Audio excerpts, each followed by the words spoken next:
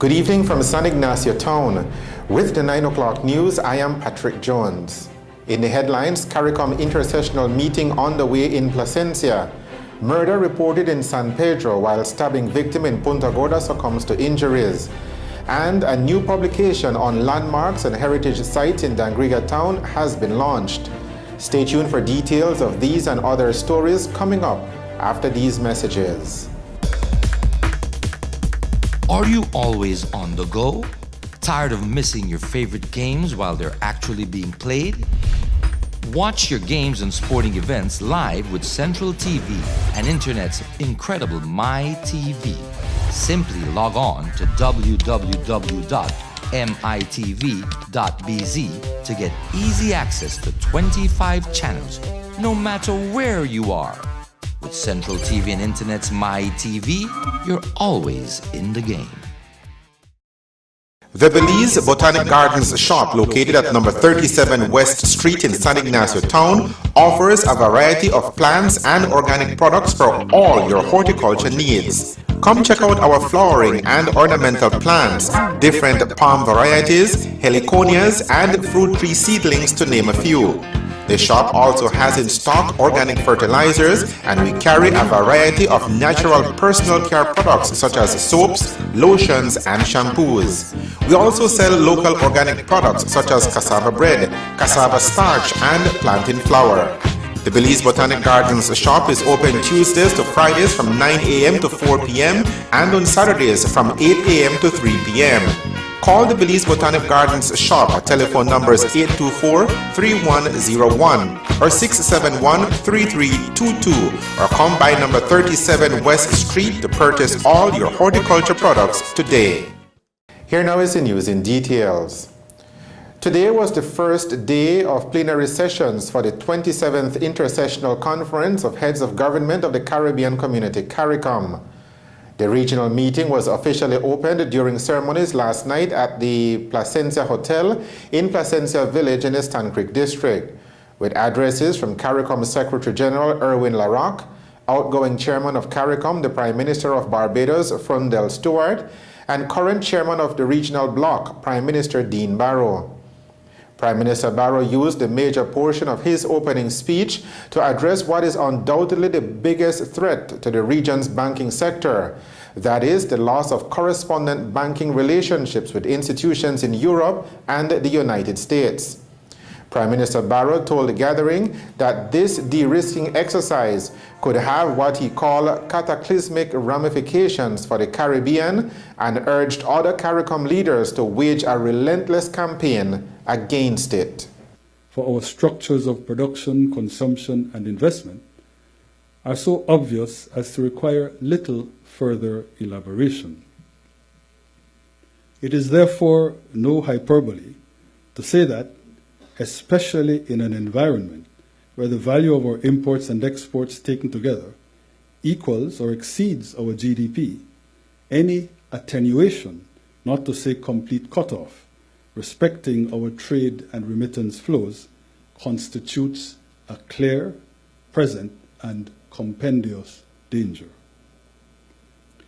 It is in this context of Belize, like so many others, being so fundamentally threatened, that I went to Washington 2 weeks ago for the express purpose of taking up this matter directly with the U.S. regulators. And, truth to tell, I received much tea and sympathy. The former, in the aftermath of the historic blizzard Washington had just experienced, was welcome, but it was not immediately clear that the latter, politesse apart, sufficiently advanced matters. The regulators all agreed that, absent a solution, our economies, our societies would go belly up, and conceded that could be in no one's interest, including theirs. The sticking point, though, was their proclaimed inability to oblige their private sector banks to engage or re-engage with ours. So the highest expression of that sympathy unguent I earlier mentioned was no more than an undertaking by the US regulators to say to their banks that our jurisdictions have done and are doing everything we can to be fully AML-CFT compliant. In other words, individual sovereign banks in the United States could choose to do business with indigenous, local, and regional banks at their own risks. The CARICOM Secretary General Erwin LaRocque, in his address at the opening, also touched on the loss of correspondent banking relationship, pointing out that as a region, the Caribbean is one of the most adversely affected by the de-risking strategies, and our people have already begun to feel the consequences of such arbitrary decisions. He concluded that the very economic stability of the Caribbean is at stake and concluded that collective action is needed to address the issue. Police in San Pedro and Punta Gorda towns are investigating separate cases of murder. The latest incident happened early this morning in San Pedro town. Police say that around 5 o'clock this morning, they were called out to the Basel Parish apartment complex where they found a 23-year-old Honduran national, Joanna Mendez Barrios, suffering from a cut wound to the left side of her neck. The injured woman was taken to the polyclinic in San Pedro for treatment, but died while undergoing treatment. The body of Johanna Samantha Mendez Barrios now lies at the morgue at the Carl Huchner Memorial Hospital in Belize City, where it awaits a post-mortem examination. Police investigations continue. In Punta Gorda town, a 69-year-old American retiree has died following a stabbing incident in his home on Saturday night. Thomas Paul Rakowski was stabbed multiple times over the weekend when 3 men forced their way into his house in the Hopeful area in Punta Gorda town. Rakowski was stabbed to the chest and neck area, and when police arrived at the scene around 9:30 on Saturday night, they found the injured man bleeding profusely. He was taken to the Punta Gorda Hospital and later transferred to the Southern Regional in Dangriga for further medical treatment. Rakowski was further transferred to the Carl Huchner Memorial in Belize City, where he died around 10:30 last night while undergoing treatment. Punta Gorda police say they have detained 1 man pending investigations. Police are looking for a man pending investigations of a case of unlawful sexual intercourse. This follows a report by a 14-year-old girl that she was engaged in sexual intercourse with her boyfriend in November of last year. According to police, the girl met the man at a hotel in PG and the two engaged in sexual intercourse. Police say the minor was examined by a doctor who certified that she was carnally known. Police are seeking 1 suspect as they continue to investigate the incident. A motor vehicle that was reported stolen on Sunday in Benque Viejo del Carmen has been located in Melchor de Mencos, Guatemala. Superintendent Selvin Tillett reported that on Sunday morning, he was held up at gunpoint by 2 men of Hispanic descent. One of the men pointed a gun at Tillett and demanded the vehicle. They took off in the pickup truck and headed in the direction of Arenal village, and the robbers escaped with the vehicle into Guatemala. Later on Sunday, the vehicle was found abandoned in an area known as Camalote, across the border in Guatemala. Police officers from Benque Viejo del Carmen, along with their Guatemalan counterparts, went to the area about 10 miles from Melchor de Mencos, where the 2014 Mazda pickup truck was located. Police say the vehicle had damages to the door locks.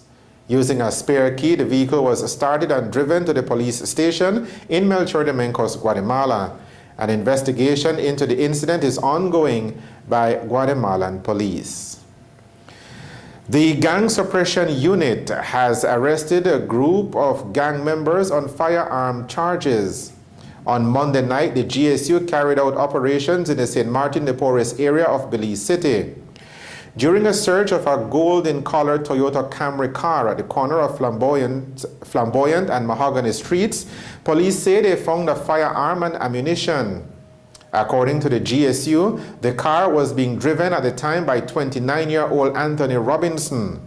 Accompanying Robinson in the car at the time of the search were 29-year-old Deshane Mena, 38-year-old Richard Flores, and 21-year-old Leith Bermudez.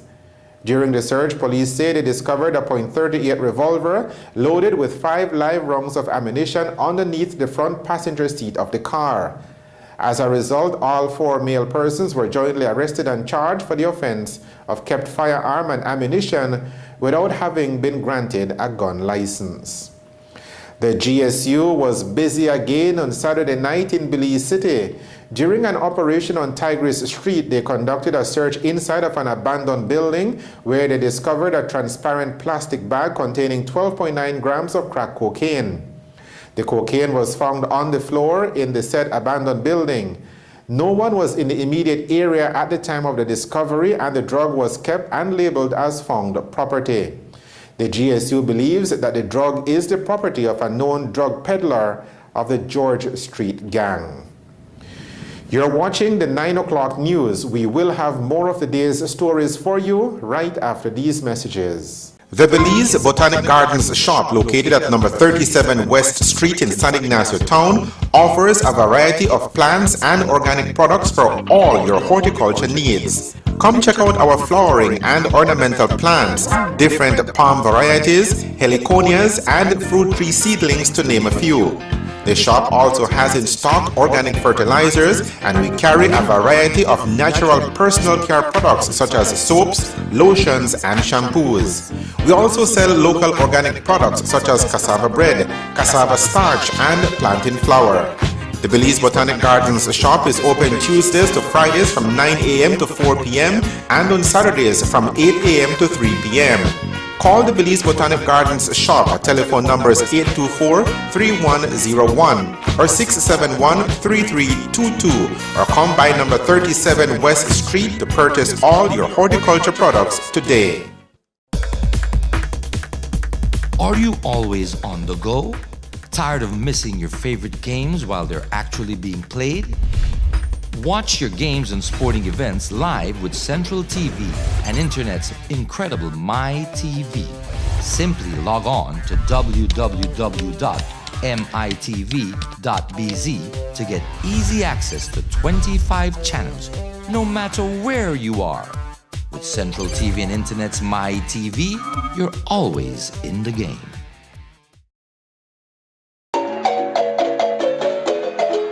All roads lead to Blue Creek Village in the Toledo District on Sunday, March 20th for the 2016 celebration of Maya Day, presented by the Tumulkin Center of Learning.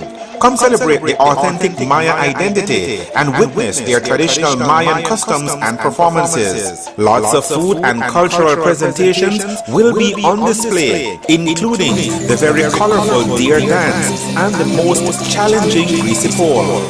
The food, the arts and craft, the music, the people. It will all be at Maya Day 2016, Sunday, March 20th in Blue Creek Village in the Toledo District. See you there.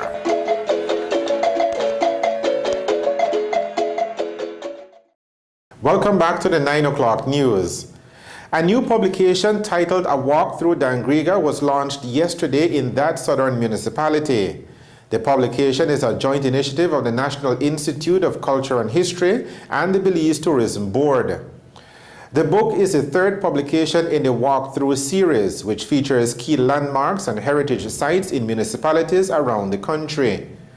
The book was co-authored by educators Francis Humphreys and Ifasina Efoniemi. It was edited and produced by the Institute of Social and Cultural Research.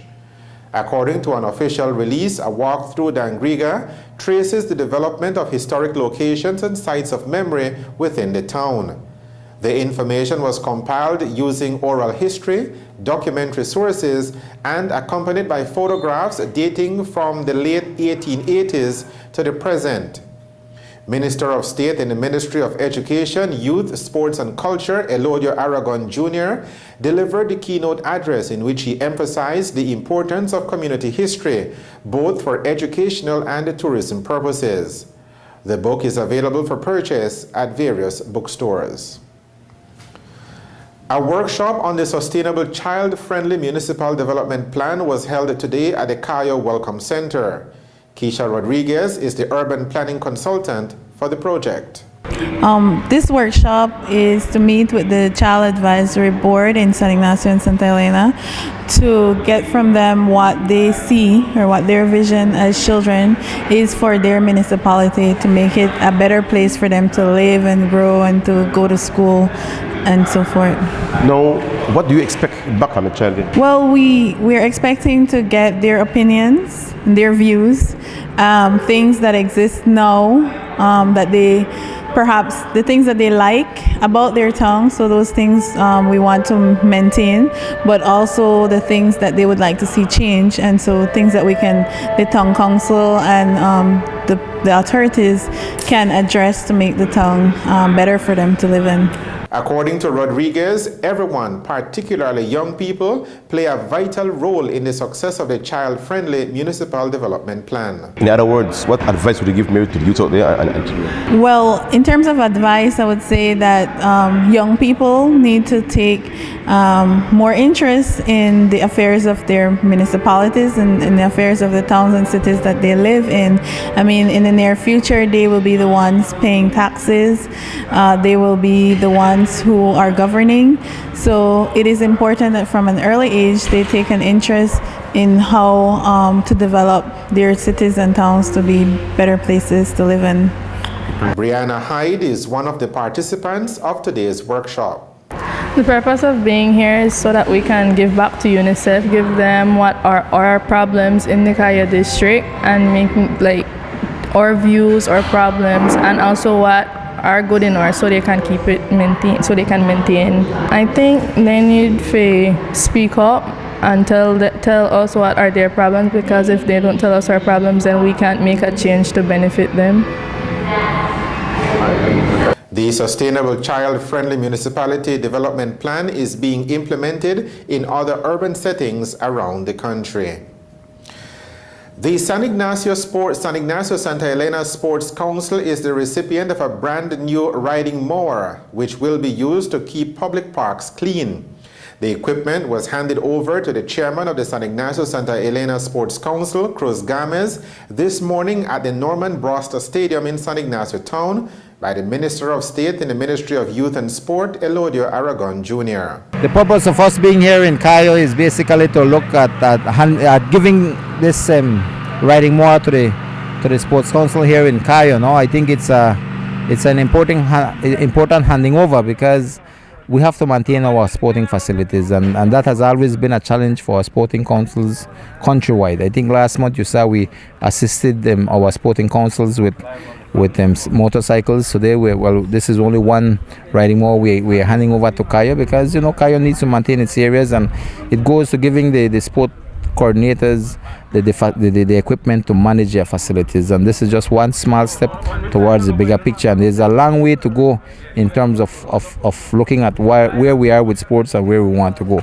Definitely it's about maintaining our facilities, but apart from maintaining our facilities, it's about putting the programs in that will work for our community, for our young people, and those are the goals that we are working on right now. Today is a small testament to where we want to go, and the riding mower is only one. We are looking at finding several of these riding mowers for the various sporting councils countrywide, so we could maintain our facilities, and that's the plan right now. Well, we are very excited that we received the donation from the National Sports Council and from the minister. Excited because it will make our job easier at the council, to maintaining this facility, and as well as Victor Galvez. We have been lacking equipment such as the riding mower, and we are glad that we have this donation so that we can continue maintaining this field the way it should be maintained. How do you plan to keep it maintained? Well, at the end of the day, everything comes down to resources. But it's also about getting our community involved. It's about getting our people who are here, who are being hired, such as the sports coordinators, the sports facilitators, and of course the groundskeepers, to do their job. And that is the important thing. And I do believe that, yes, we don't have all the money right now, but if we continue to focus on what we want to do, and we begin to look at and finding the resources, getting the right people involved in sports to maintain our facilities, to create the programs, then we will begin to go in the direction that we need to go to move sports in Belize. And I think that those are the things that we are are working on. There's been a number of changes at the Ministry of Sports in terms of our sports director, and across the country we're ensuring that we have proper sport councils that will help to guide sports in the respective districts. We're ensuring we have the right sport coordinators, the people who maintain our facility, and changes will take place, because at the end of the day we are serious about sports in this country, and definitely the ministry and the government right now under the leadership of the Prime Minister wants to see things go forward, and we are working to make that happen. No? We are very, very excited to be here today to receive this donation from the National Sports Council, from our Minister with responsibility for sports. We have a lot of people who are willing to give of themselves in Cayo, right? Who are willing to be part of the upkeep and maintenance of the different fields, but a lot of times we fall short on equipment. So to see Minister Aragon come here today and bring this riding mower means a lot to us. I think it will be used to uplift and to upgrade, maintain the field up at Victor Galvez and the one down here at Brasta. We might even be able to use it for the football field in Bullet Tree as well. The area representative for Cayo North, Dr. Omar Figueroa, says that there are some exciting plans coming on stream to deal with sports in his area. Right now we are in the process of setting up a committee, a sports committee that will be charged with the responsibility to oversee all the different facilities in the Cayo North division, right? And within that community within that committee there will be different portfolios. So we'll have security, we will have fundraising, we'll have marketing, we'll have maintenance. So there will be room for anybody who wants to play a role in maintaining and upgrading the sporting facilities in Cayo North to come in, and we will have a place for them to work with this committee. What advice maybe would you give to the public to keep it maintained also? Well, all we are saying is that, it's moving sports in this country is not only a business for the National Sports Council in Belize City or for our sports council representatives in the district. It's also about our community being actively involved in sports. And we believe that by creating the enabling environment in terms of the sporting facilities and putting about the programs, we need the community now come in to be part of these programs and to assist in terms of when you come to the facility, take care of it, because this facility is for you and your kids. It's for sports, and I do believe that sports is something very positive for our young people. So we need to promote sports as much as we can, and it will do well for our communities. The students of the St. Francis Xavier Primary School in Esperanza Village are the recipients of a donation of water dispenser units.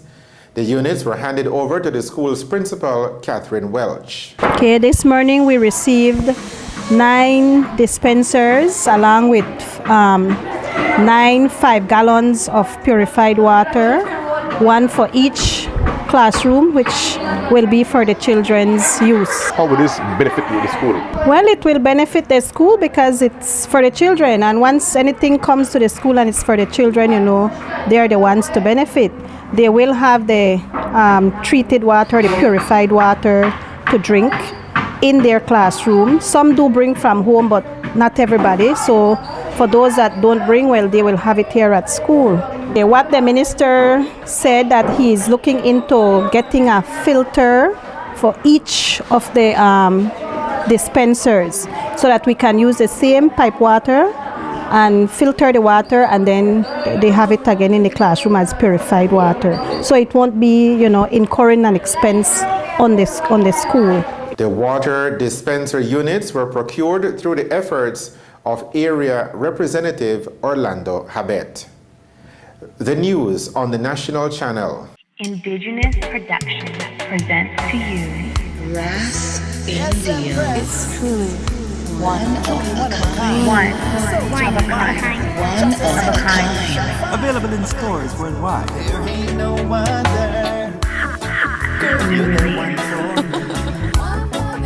Big love from London. We love the album. I was living in Ethiopia. I'm from Mexico and I love this one of a kind city. We love one of a kind. Big up Ras India from Belize.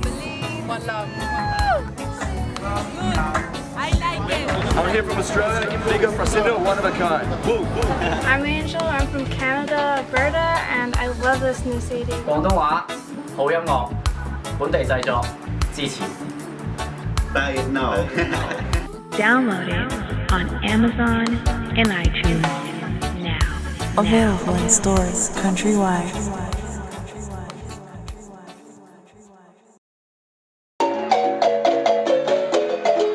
All roads lead to Blue Creek Village in the Toledo District on Sunday, March 20th for the 2016 celebration of Maya Day, presented by the Tumulkim Center of Learning.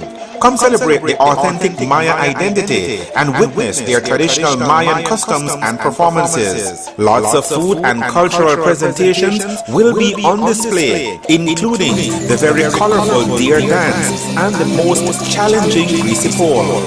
The food, the arts and craft, the music, the people.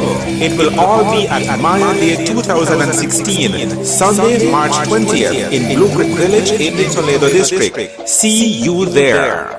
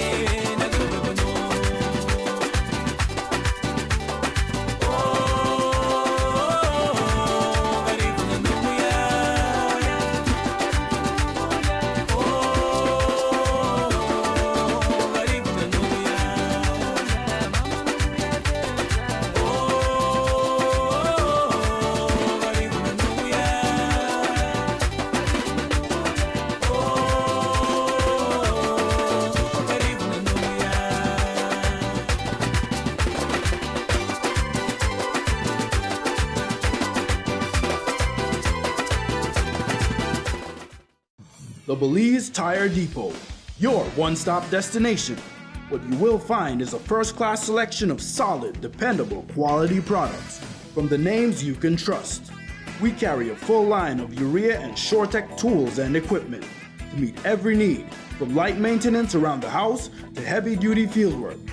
Our tire workshop features the full array of Pirelli, Nexen, and Nankang tires for every vehicle and any terrain. Our trained technicians' #1 priority is to ensure you and your family's safety and security on the road. It's all here at the Belize Tire Depot. From reliable equipment, world-class time-tested tires, to sturdy, durable tools. Merchandise that's built to last with quality guaranteed. The final segment of the news tonight is a look at the weather. It shows that an increase in moisture began to set in this afternoon and will continue for the next couple of days. The general forecast for Belize and her coastal waters is for cloudy skies tonight. Showers will affect most areas of the country tonight. Winds are easterly at 5 to 15 knots. The sea state will be choppy. Low temperatures tonight will be around 72 degrees Fahrenheit along the coast, 68 degrees Fahrenheit inland, and 62 degrees Fahrenheit up in the hills. High temperatures on Wednesday will range from 85 degrees Fahrenheit along the coast to 88 degrees Fahrenheit inland. It will be a comfortable 75 degrees Fahrenheit up at the exposed areas of the mountain Pine Ridge and along the Maya Mountains in the south. The tides. A low tide will occur at 8 minutes past midnight. A high tide follows at 8 minutes past 7 o'clock tomorrow morning. The sun will rise at 19 minutes past 6 o'clock in the morning. It will set at 5 minutes to 6 o'clock tomorrow evening. The extended forecast, valid through to Thursday afternoon, is for generally cloudy skies with a few showers over most areas of the country. And that is a look at the weather with information provided by forecaster Francisca Wellington at the Belize Weather Bureau. To summarize the news, we take a look at the headlines again. CARICOM intersessional meeting on the way in Placencia. Murder reported in San Pedro while stabbing victim in Punta Gorda succumbs to injuries. And a new publication on landmarks and heritage sites in Dangriga town has been launched. With the headlines, we end this edition of the 9 o'clock news. Thank you for joining us. I am Patrick Jones. Have a good evening and a good night.